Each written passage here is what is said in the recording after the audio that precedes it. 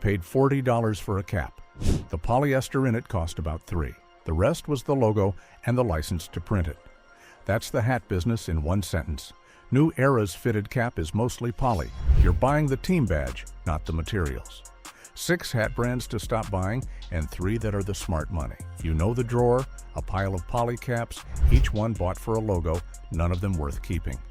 Maybe there's a felt fedora too, the one that dimpled the first time it caught rain because it was wool, not fur, and nobody told you the difference. And somewhere in your memory, when Stetson meant the best hat a man could own. Let me show you what happened and where the real hats went. Number 1. New Era. Here's the spec that tells the whole story. The 5950 fitted cap, the official on-field cap of Major League Baseball, is 100% polyester, and it sells for around $48. Now, I'll be fair, the construction is decent. It's the genuine licensed league cap. It's stitched well enough, and the fit is clean. If you want a fitted cap with your team on it for game day, it's the honest choice. Nobody else has the license.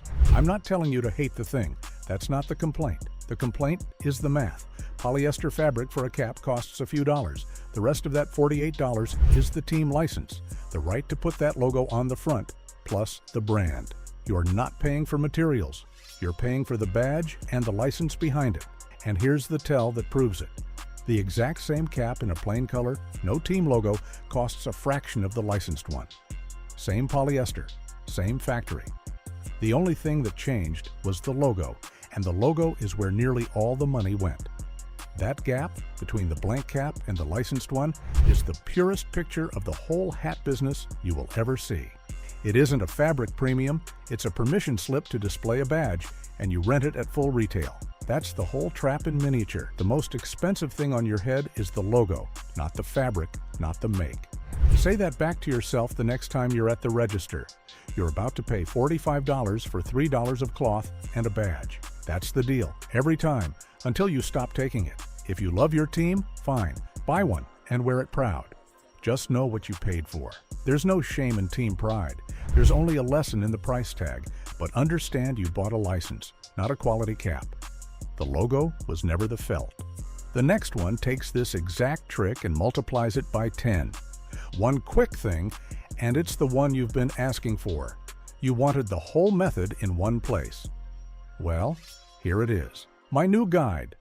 Build a $2,000 wardrobe for $200. Every rule from this channel. No logos, no fluff. The link is below. Go build it. Number 2. Luxury designer caps. The verdict here is almost too easy, but it needs saying because grown men fall for it. Gucci, Dior, Moncler, a plain cotton baseball cap from any of them runs $400 to $550. Read that again. $500 for a cotton cap. The same cotton, the same 6-panel construction, the same adjustable strap you'd find on a $15 blank. There is no exotic material here, no hand-woven anything, no decades of durability baked in. It's a cotton hat, 6 panels, and a strap, the same object a factory turns out by the thousand for a few dollars. The dye lot might be nicer. The construction is not meaningfully different. The entire price, every dollar above the cost of a plain cap, is the logo embroidered on the front. This is the New Era trick, stripped completely naked. New Era at least sells you an official league cap. The luxury houses sell you cotton and a name and charge you a month's car payment for it. And they know exactly what they're doing. The cap is often a gateway, the cheapest way to own the logo.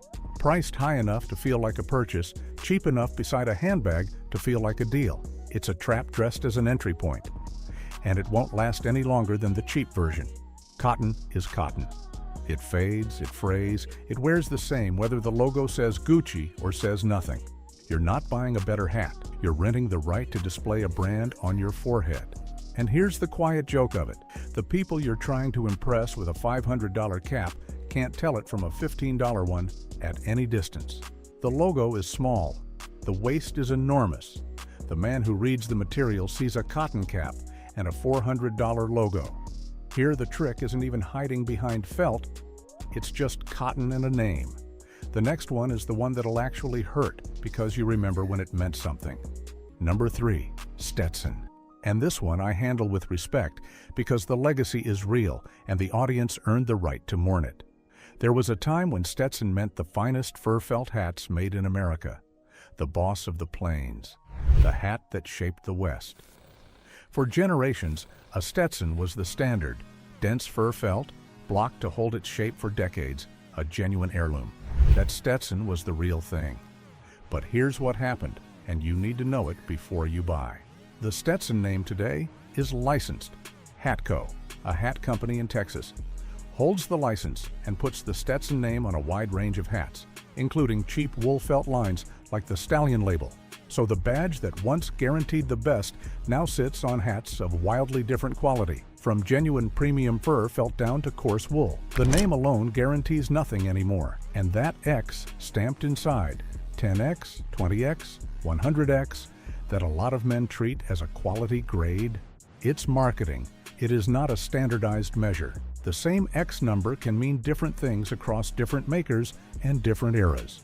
There's no industry authority behind it. A maker can stamp any number it likes. So two hats, both marked 10X, from two different companies, can be miles apart in actual fur content and quality. The number was designed to feel like a speck. It's closer to a sticker.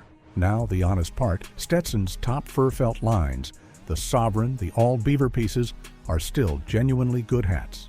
But you have to read the material tag, not the famous name on the band.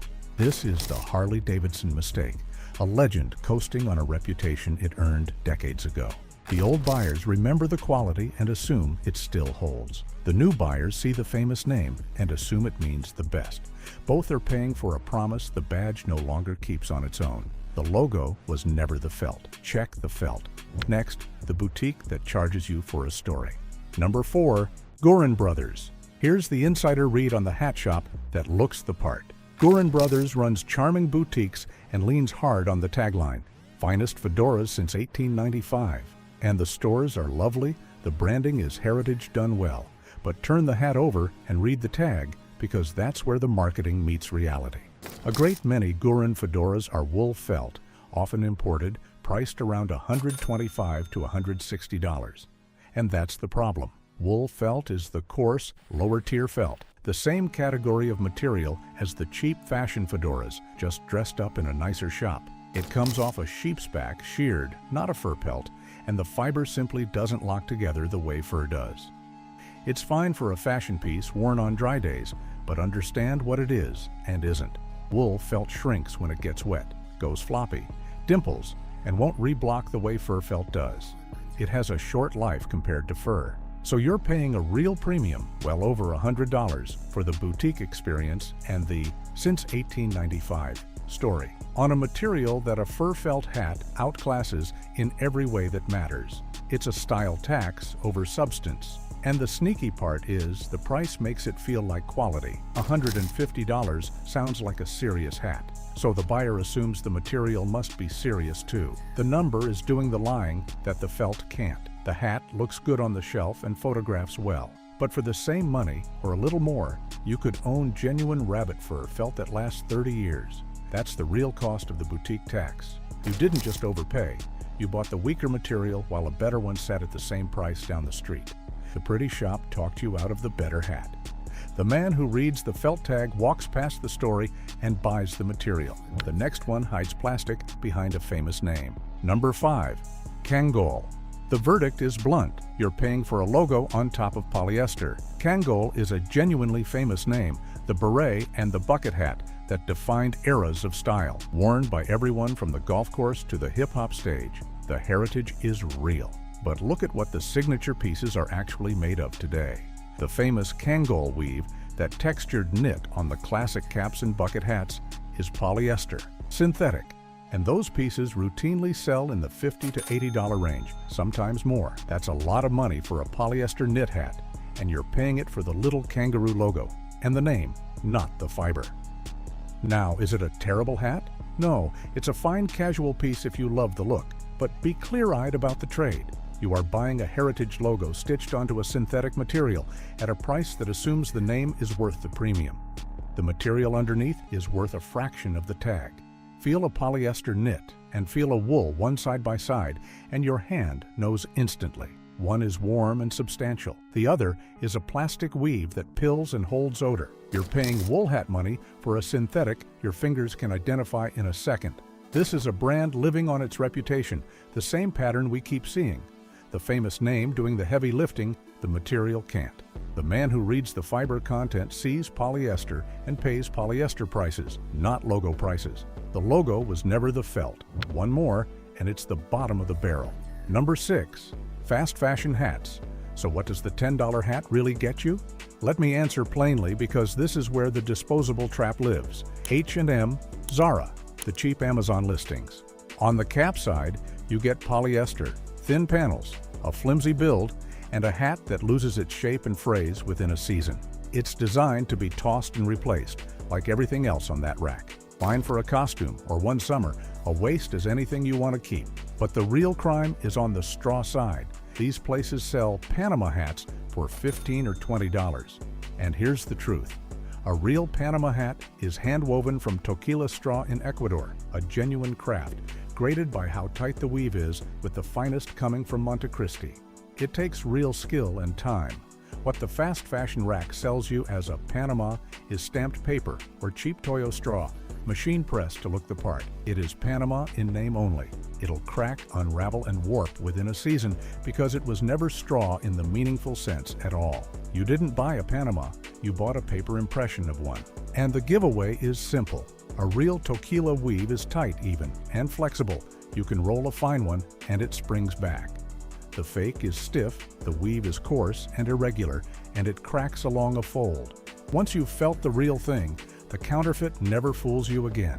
The man who reads the material knows the word Panama on a cheap tag means nothing. Now, here's where the real hats are. First, Akubra. This is the buy-it-once felt hat, and the spec is everything the villains lacked. Akubra makes its hats from rabbit fur felt in Australia, and this is the real material, not wool. Here's why fur felt is the whole game. Fur fibers have microscopic barbs that mat and lock together into a dense, tough body. That's what lets a fur felt hat hold its shape through rain, shed water instead of soaking it up, take a steaming and reblock back to form, and last for decades. An Akubra runs roughly $150 to $250 US, and men routinely wear them for 30 years and hand them down. Do the cost per year math against a wool hat you replace every few seasons, and it isn't close. The expensive hat is the cheap one spread across the decades it survives. Compare that to a Stetson licensed wool piece or a Gurin wool fedora at a similar or higher price.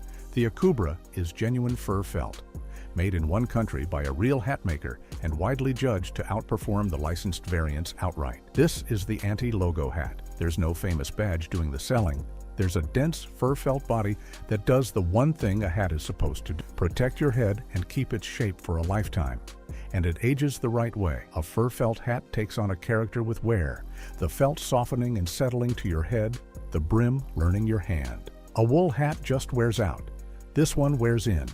Buy one, care for it, and it's the last felt hat you need. The man who reads the felt buys a Akubra and stops shopping. Next, the honest cap. Second, Ebbets Field Flannels. Put this one directly against New Era and the whole logo tax collapses. Ebbets Field Flannels makes vintage-style ball caps in the USA from real wool and cotton with a proper cotton sweatband inside, and they sell for around $49. Stop and compare. New Era charges roughly $48 for 100% polyester and a license. Ebbets charges about the same for genuine wool or cotton, American-made, with honest construction and no team license tax inflating the price. Same money, completely different hat. One is synthetic and sells you a logo. The other is real material and sells you a cap. This is the proof that the New Era Premium was never about quality, because here's a better-made cap in better materials for the same price from a small American maker. What you give up is the official team logo. What you gain is a hat made of actual cloth that ages well and feels like something. Wool breathes and holds its shape. Cotton softens with washing. Both develop the honest, worn-in look a synthetic cap can only fake for a week before it starts to pill. You lose a billboard. You gain a hat for the man who wants a quality ball cap and not a billboard. This is the answer sitting in plain sight. And it makes a point that echoes across this whole channel. The honest version of almost anything usually costs about the same as the branded one. The premium was never the quality, it was the name. The man who reads the material picks the wool cap over the poly logo every time. The logo was never the felt. Last one, the heritage house that never sold out its name. Third, Borsalino. Here's the heritage payoff, and it's the exact opposite of the Stetson story. Borsalino has made hats in Italy since 1857, and unlike the licensed American legend, it still genuinely earns its name. This is the premium hat done right.